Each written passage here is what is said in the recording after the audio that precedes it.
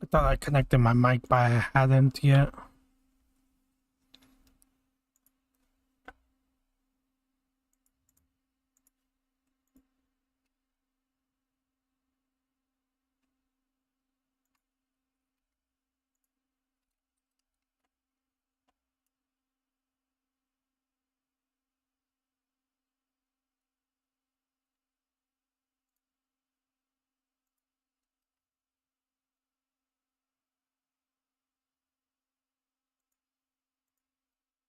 I might just play this video.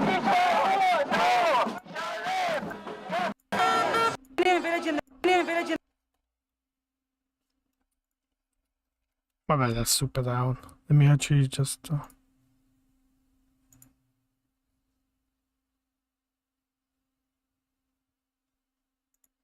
play this video first. What do we know as to what's happening right now in the Strait?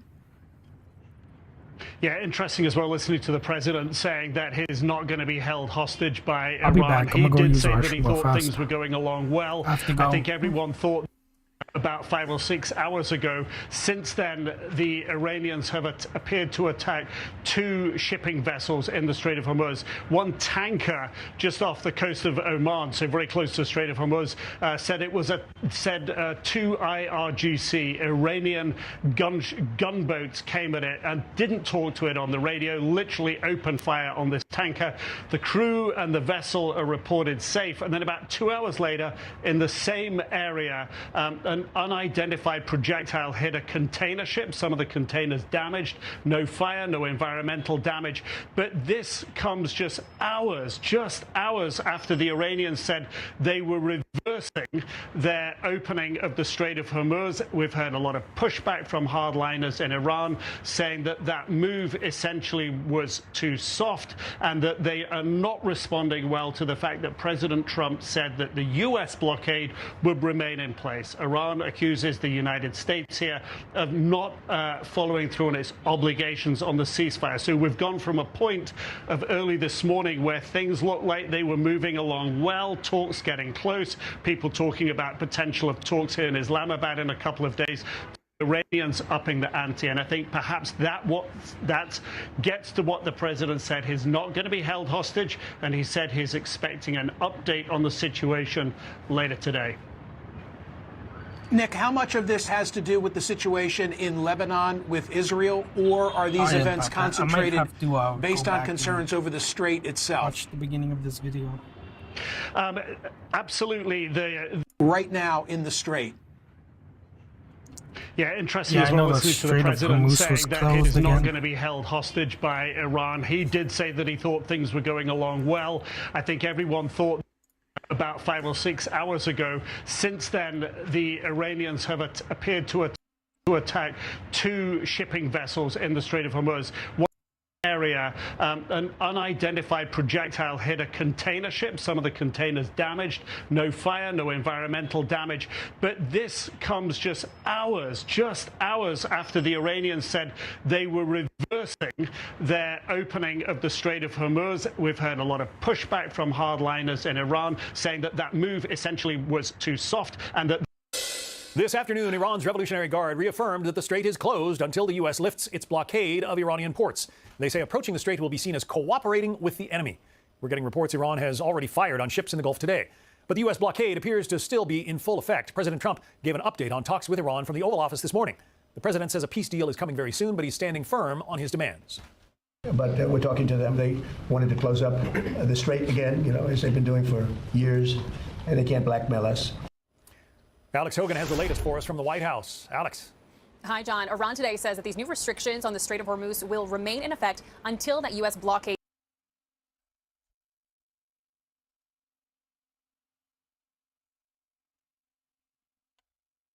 Joining right now, we have Global Power Shift's co-host and founder and CEO of Helmet to Heels, Suzanne Kainpour, and insider editor and co-author of ISIS, Inside the Army of Terror, Michael Weiss. Welcome to you both. So, Michael, I want to tick through a bunch of different statements here and see if you can make sense of the different things regarding the strait. Here we go. Iran says that it has retaken control of the waterway, and it fired on a British tanker today. It's a day after the president and Iran's foreign minister said yeah, the strait's fully open to commercial vessels.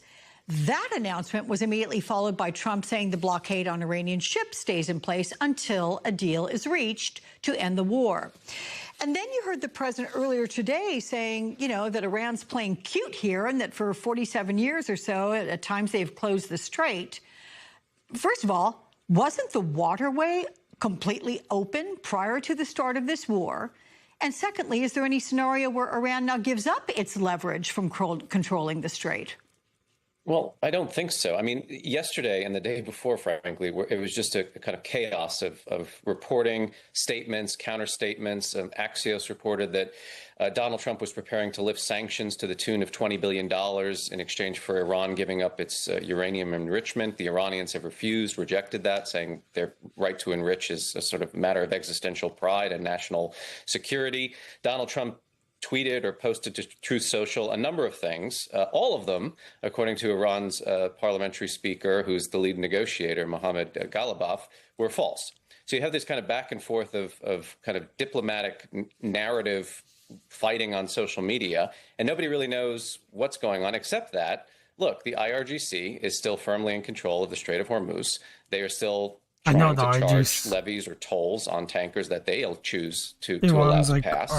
And Donald Trump claims that the war is all but over. It's all, you know, done and dusted. He says they're being cute. I think what he means by that is, you know, the Iranians, it's true, like to say things publicly that are slightly at odds at what they're doing behind the scenes privately. But joining right now, we have global to hammer this stuff out. And as you pointed out, what we aim to achieve in this war, there were 3 operational objectives by General Kane. Number 1, destroy the entirety of Iran's ballistic missile program. Number 2, the entirety of the nuclear program. Donald Trump keeps talking about ridding the country of their so-called nuclear dust, the enriched uranium that's buried under the rubble. Either we were going to send commandos in and get it, or he now thinks the Iranians are simply going to hand it over.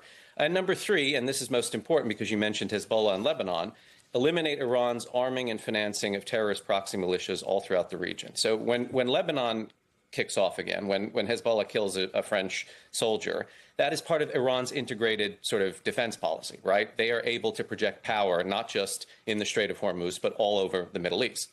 Their ability to do that is also inextricably tied to their sense of national sovereignty, pride, and security. So I was seeing yesterday Trump. Yeah, Trump.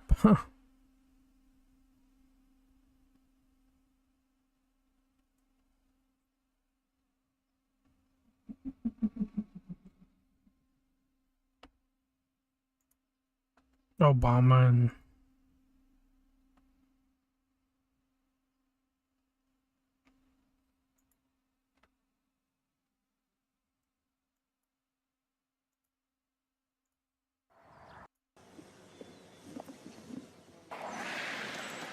yeah, heavy tornadoes, I know. It's in Michigan and other states.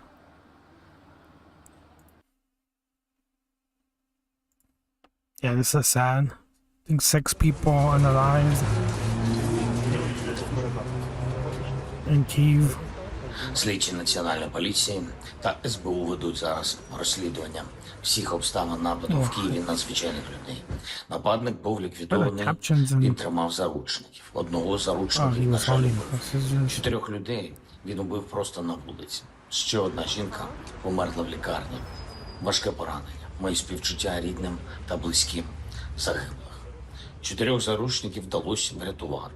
Станом на цей час відомо, що 14 людей були поранені. Цифра, на жаль, може збільшитись. Люди ще звертаються по допомогу.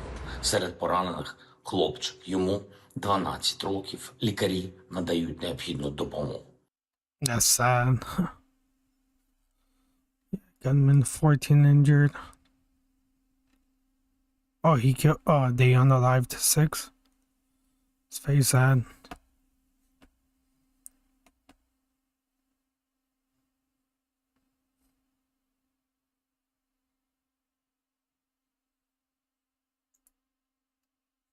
And we'll be talking about Iran later. We have very good conversations going on. It's working out very well. They got a little cute, as they have been doing for 47 years. And nobody ever took them on. We took them on. They have no Navy. They have no Air Force. They have no leaders, they have no nothing. Actually, their leaders are, it is regime change. You call that enforced regime change. But we're talking to them. They wanted to close up the strait again, you know, as they've been doing for years. And they can't blackmail us. In fact, a lot of the ships are coming up to Texas. I don't know if you know, in Louisiana, the ships are coming up. Now to early 2028 presidential positioning with some regard to 2028. As far as what we heard from her, that the American people do not want, putting at risk American service members, and among the many consequences of it, it includes jacking up the cost of gas so that on average Americans are paying at least $15 more to fill up their tank. Diesel costs 50% more. So, Alex, so far today, in addition to the former vice president, we heard from Kentucky Governor Andy Beshear, who made brief remarks. We heard from New Jersey Senator Cory Booker, who actually chided voters here a bit for not, he described voters that agreed with Kamala Harris about 90% of things, but disagreed with her about 10% and chided them for not ultimately supporting her, saying, essentially, you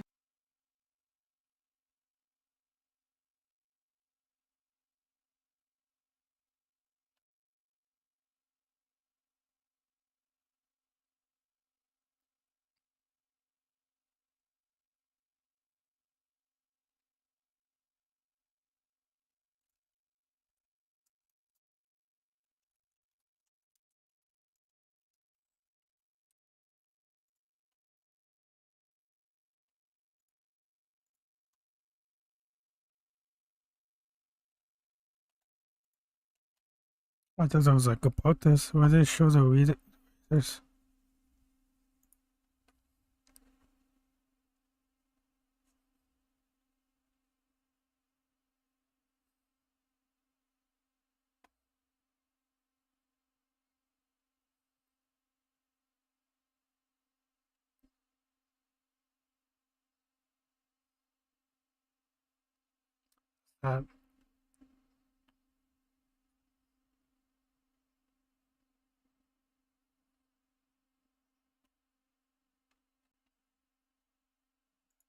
Let me look up BBC News.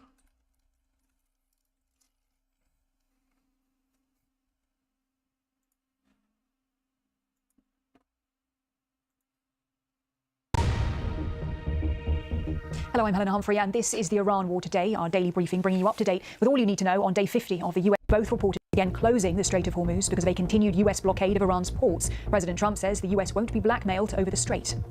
Elsewhere in Lebanon, a French UN peacekeeper has been killed in an attack being blamed on the Iranian-backed Hezbollah militia. They deny the claims. Now, over the course of the next 10 or so minutes, we'll get the latest from our teams across the world. We'll be live with our correspondents in Washington and Jerusalem. Plus, we'll hear analysis from our correspondents monitoring developments from here in London. Well, the Strait of Hormuz has been the focus of global attention once again. Now, the UK Maritime Trade Operations Centre says that a tanker and a container ship both reported attacks off the coast of Oman. The crews are safe, but there was some damage to containers. Well, earlier in the day, Iran's military announced they would close the vital shipping route once again in response to the US maintaining its blockade on Iranian ports. Now, shipping traffic from this morning into the afternoon shows vessels flowing through the strait. Then, as the day progressed, some of those boats stop, turn around, and traffic reduces. Now, President Trump was taking questions in the Oval Office today, and he wasn't happy with Iran's actions in the strait. We have very good conversations going on. It's working out very well. They got a little cute, as they have been doing for 47 years. Nobody ever took them on. We took them on. They have no Navy. They have no Air Force. They have no leaders. They have no nothing. Actually, their leaders are, it is regime change. You call that enforced regime change. But we're talking to them. They wanted to close up the strait again, you know, as they've been doing for years. And they can't blackmail us. Well, joining me now from Washington is our correspondent, Simi Jalosho, our North America correspondent, and Kasra Naji, special correspondent for BBC Persian. Welcome to you both. Firstly to you, Simi. Judging by President Trump's comments, he seems pretty defiant. Yeah, amidst the mixed messaging we're hearing from the US and Iran, one could say President Trump does seem pretty defiant, but also that he remains optimistic. Even though he says that Iran can't blackmail Washington, he also said that there are very good conversations going on between the two sides. He acknowledged that the US has taken a tough stance in these negotiations, but last night he insisted that that US naval blockade of Iran's ports and coastline will remain in place until a deal is reached. So it's clear that the US is determined to continue exerting economic pressure on Iran until they agree on a deal that they are satisfied with. President Trump this morning told reporters that the US is talking to Iran and will have some information by the end of... No, let's see what happens. I don't know. Iran is like closed the port of the Strait of Hormuz, so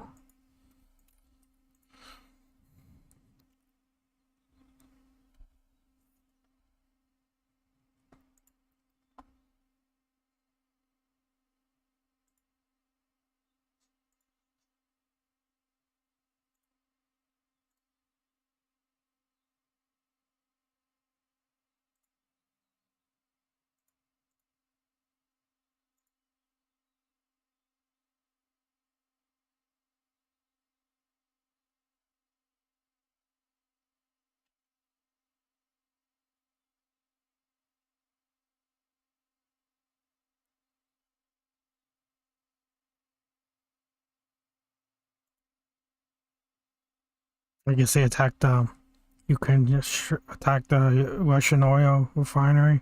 Oh, that was 11 hours ago.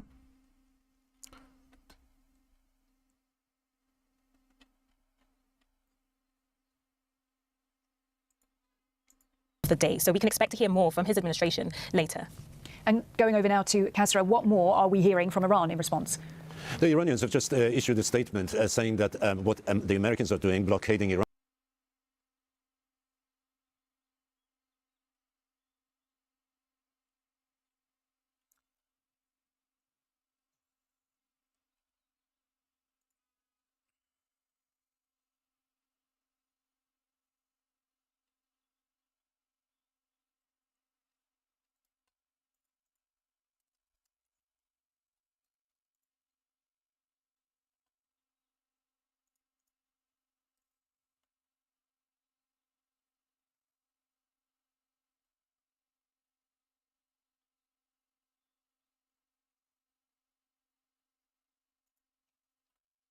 New tonight, FBI Director Kash Patel is now threatening to sue The Atlantic after releasing a bombshell report last night on Patel's recent conduct inside the FBI. According to The Atlantic's reporting, Patel is frequently intoxicated, consistently absent from work, and paranoid about getting fired by President Trump. The report goes on to say that FBI officials at one point considered breaking down Patel's locked door when they couldn't get a hold of him after a night of drinking.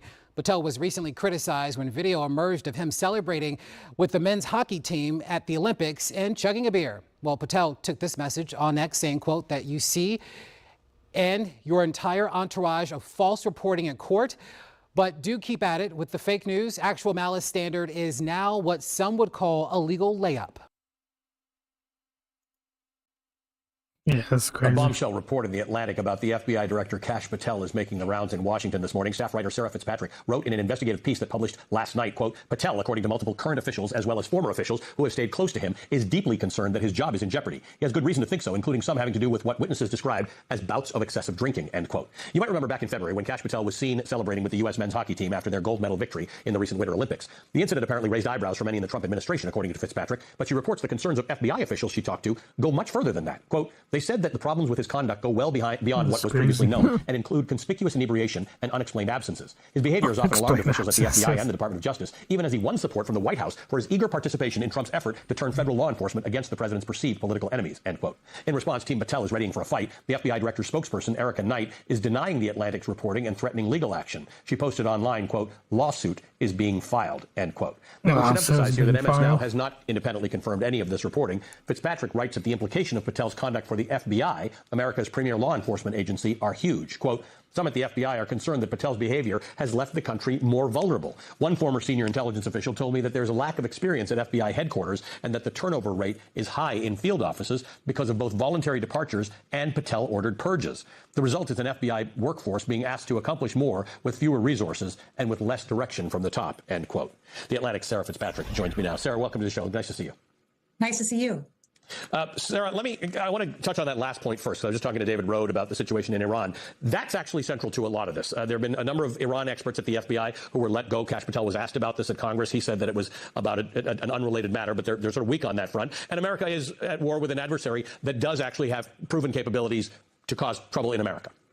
Absolutely. I think that is the center of this reporting, the through line of the reporting, and why I was able to kind of have this pattern documented at so many different levels, not just within the FBI, but outside of it, other national security agencies. This is a government-wide alarm that people are trying to sound because, again, they feel that the stakes right now are so high, particularly relevant to the threats that are coming from Iran, but also other actors that may sense this moment of weakness for the United States and take advantage of that. So yes, that is the key point, the key fear that underlines this story, and that I hear from everyone I talk to almost on a daily basis. So, and I want to separate the two issues because one may agree or disagree with the fact that he may be drinking. That's separate from the operational issues that a lot of people spoke to you about. There were concerns. You write on multiple occasions in the past year, members of his security detail had difficulty waking Patel because he was seemingly intoxicated, according to information supplied to Justice Department and White House officials. A request for, quote, breaching equipment, end quote, normally used by SWAT and hostage rescue teams to quickly gain entry into buildings, was made last year because Patel had been unreachable behind locked doors, according to multiple people familiar with the request. I quote this, Sarah, because this isn't a discussion about whether you think he should drink more or drink less. It's a specific example of we needed to get Kash Patel and we couldn't get him. It's a specific example of the alarm, the concern by... Locked himself in the room, couldn't get out. That's freaking crazy. Kash Patel ain't doing too well.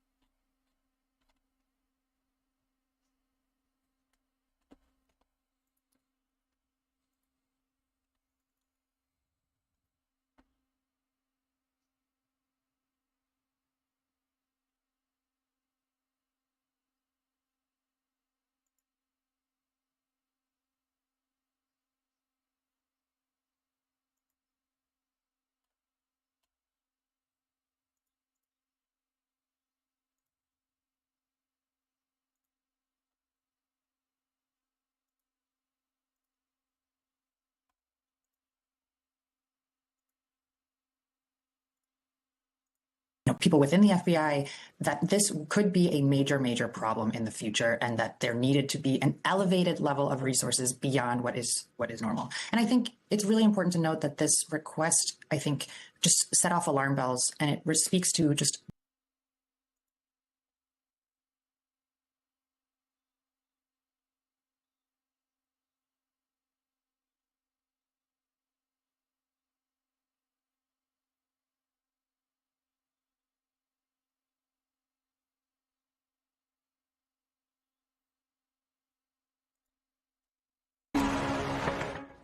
Hennepin County, Minnesota, that's Minneapolis, has brought the first charges against an ICE officer for actions allegedly taken during Donald Trump's immigration crackdown. Agent Gregory Donnell Morgan Jr. has been charged with felony second-degree assault with a dangerous weapon. Prosecutors say he pointed his government-issued firearm at two motorists in another vehicle as he drove by in an unmarked car along the side of a highway in February.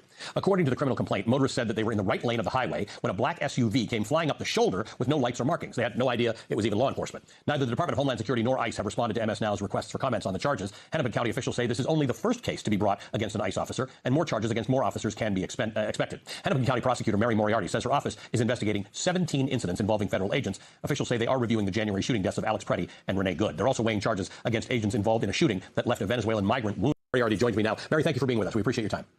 Thank you for inviting me to be here. You issued a nationwide warrant for Agent Morgan's arrest on Thursday. It's now Saturday. Do you know how this is going to play out? I don't. Certainly our hope is that obviously he's aware of the warrant now, that he or his lawyer would reach out to us and turn himself in. So we're waiting to see what he does. But we've not heard anything from him or a lawyer or the federal government for that matter. And this is where this gets complicated. Your ability to hold federal agents accountable for their actions in your state is affected by the federal government's lack of cooperation with local investigators. Some of that is structural, and some of that is specific to this administration, which has said after every instance of DHS involvement with citizens, they're not planning on cooperating with you. Absolutely not. And I would say, while there are legal obstacles to prosecuting a federal agent, we would be in much better position if the federal government wasn't actively obstructing our ability to get access to all of the evidence. In an ordinary, or I'll never say an ordinary, but let's say a Minnesota police officer shoots and kills someone, there's transparency. Our local law enforcement, the BCA, would be on the scene. They'd process the case. They would give us the complete investigation. We would make a decision. We would be transparent about why we made the decision. And the BCA would host their investigation. So that's how things are supposed to happen. And the federal government is actively making it extremely difficult for us to do any of that. Well, some of these instances are more well known than others. So let's go back to Alex Preddy, an instance in which the BCA, the Bureau of Criminal Apprehension, was sort of, for a while, actively prevented from being at the scene to gather evidence.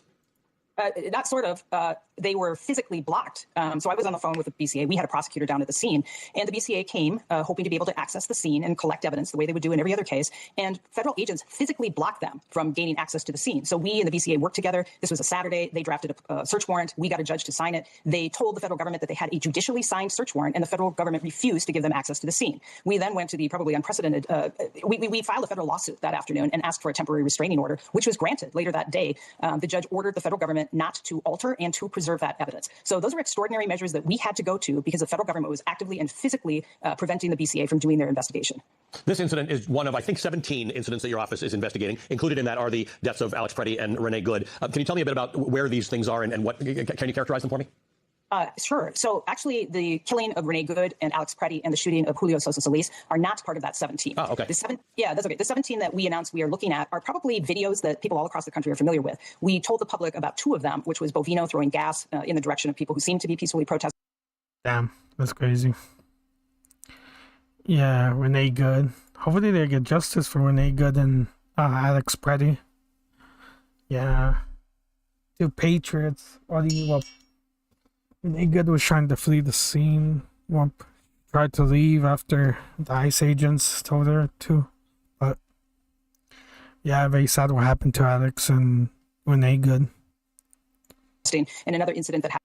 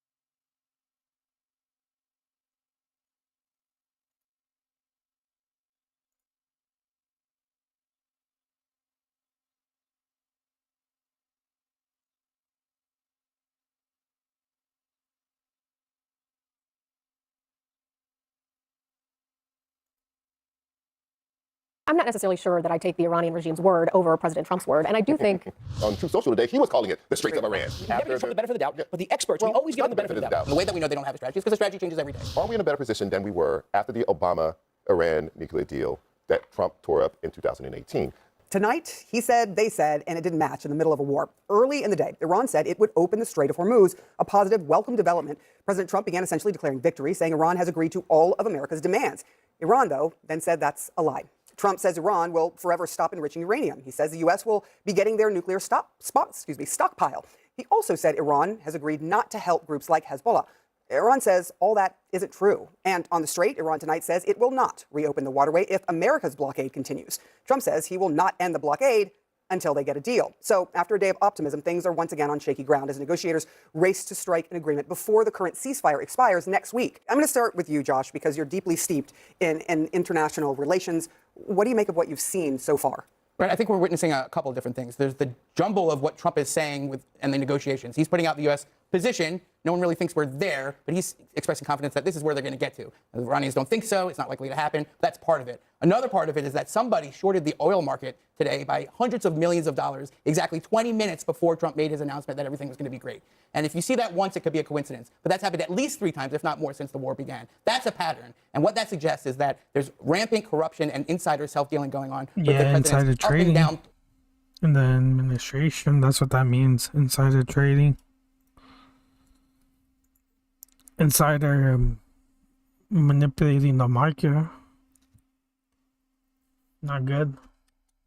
Predictions of what's going to happen tomorrow in the negotiations and in the markets. And I'm sure that that's being investigated. We can't prove it, but it seems like the corruption that we're seeing in our government, maybe not the president, but people who are in the know, and the markets is having a priority over the actual negotiations to end the war. And that's a crazy thing that our system has never seen before, and that we have a lot of time processing and a lot of problem solving. Joe, how do you respond to that idea that something seems fishy when it comes to what keeps happening with the market? Look, I consider Josh a friend, but in all due respect, that is a baseless accusation based on the way you ended that.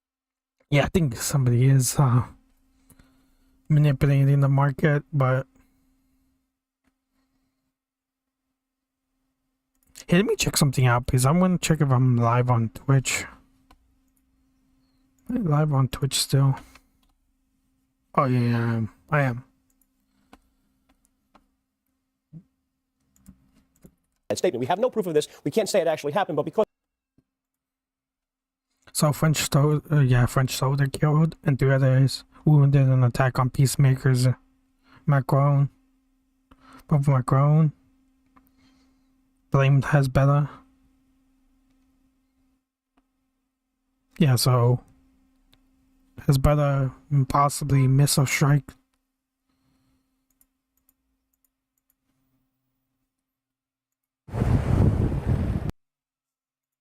Is that breaking news? What's the breaking news?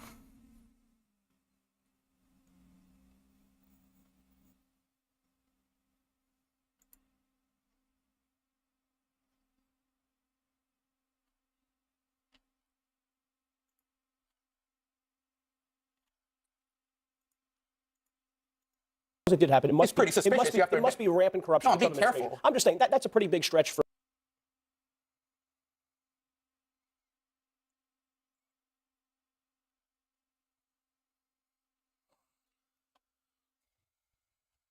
My bad. Sorry about that.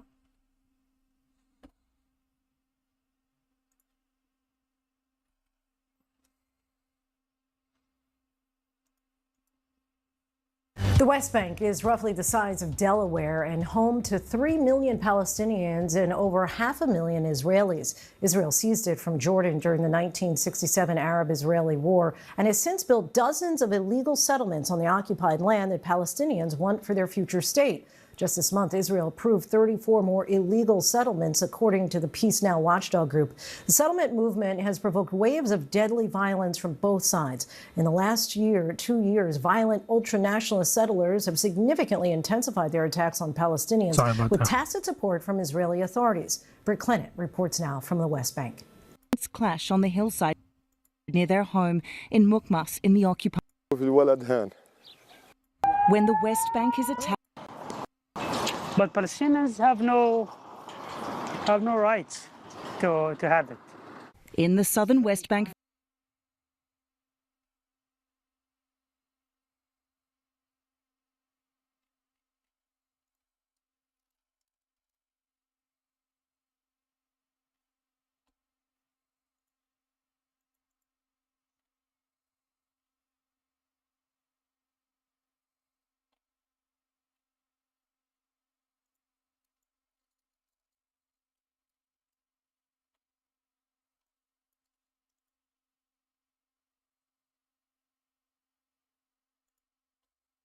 This week, Palestinians protested a new Israeli law that expands the law Iran against Palestinians there.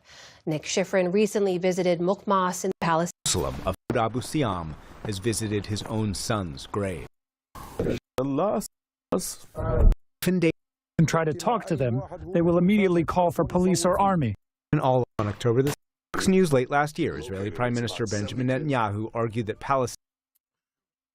Sorry about that. I don't know why it showed that. Looked like somebody on the live. Sorry about that. I didn't mean to show that. Donald Trump recently had an event at the White House to sign an executive order. And one of the star people around this is standing right behind Donald Trump here, Joe Rogan. And I want to talk about that today because Joe Rogan has been talking against the administration a lot. You know, obviously, Joe Rogan, someone who had Donald Trump on before the election and has, like, I believe the most, watched podcast in the world. And he has recently been talking about how it's not what he voted for, immigration, and the things we're seeing with immigrants is so terrible. Yeah, Joe Rogan. Disappointing.